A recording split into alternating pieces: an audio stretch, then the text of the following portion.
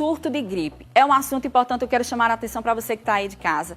O que chama a atenção é que nós estamos no verão, o que não é comum acontecer esse tipo de epidemia. Veja o que diz o infectologista Dr. Fernando Chagas sobre esse assunto. Nós vamos ouvir agora. A gente já começou a perceber um aumento bem expressivo de síndromes gripais. A gente não pode afirmar categoricamente tratar-se, né, da H3N2, por exemplo. Porque, além disso, temos também a Covid-19 e outros vírus respiratórios. Porém, não é comum nesse período do ano esse aumento expressivo. Geralmente, ele se faz em que momento? Período de inverno. Mas que no período do inverno estávamos como? Com proteção contra a Covid-19, que se refletiu na proteção também contra a gripe.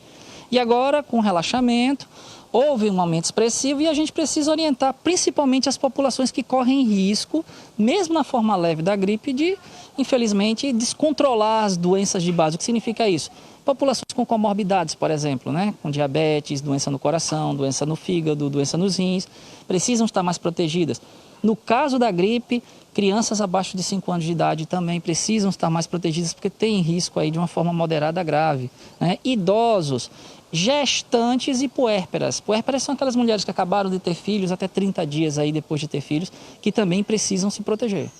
A vacina, a gente sabe, pelo menos no caso da Covid-19, que reduz muito o agravamento do coronavírus. E no caso da influenza, essa vacina da gripe que toda a população também tomou simultaneamente com a Covid-19, vai ajudar nesses casos?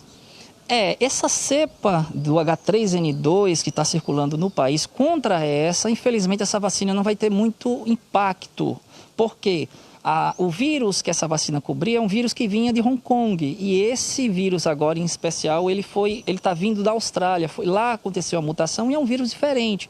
É o mesmo vírus da influenza? Sim, mas mutado, variante. Assim como acontece com a Covid-19, quando a gente fala dos vírus variantes, né? Delta, Omicron.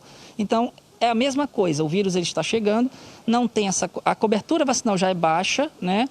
E não tem ação direta contra ele. Porém, acredita-se que quem tomou vacina tende a ter uma forma mais leve da doença se tiver contato com esse vírus. A gente sabe que o uso de máscara, distanciamento social e também higienização das mãos vai servir, então, para prevenir as duas doenças. Mas caso a pessoa se contaminou, qual é a diferença dos sintomas da Covid-19 para a influenza de uma forma geral?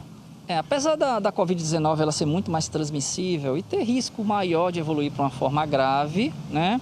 Ela tende a apresentar sintomas de risco, por exemplo, falta de ar e cansaço, a partir do 7º, 8º dia.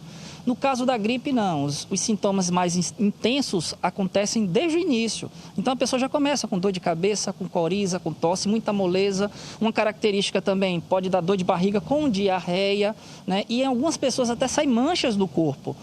E lá para o 3º, 4º dia, as pessoas que tendem o risco aí de evoluir para a forma grave podem apresentar cansaço. Aí é o grande AIS, é a gente orientar as pessoas. Cansaço é igual a urgência médica, não pode ficar em casa não. Isso já nos primeiros dias. É o que, de fato, diferencia, dá para a gente perceber um e outro. Outra coisa, na gripe a gente não vai ter perda de paladar ou olfato. Só se a pessoa ficar com o nariz entupido, pode ser que por conta do nariz entupido diminua, né, a sensação do cheiro. Mas você não perde, de fato, olfato e paladar. Isso é mais característica da Covid-19.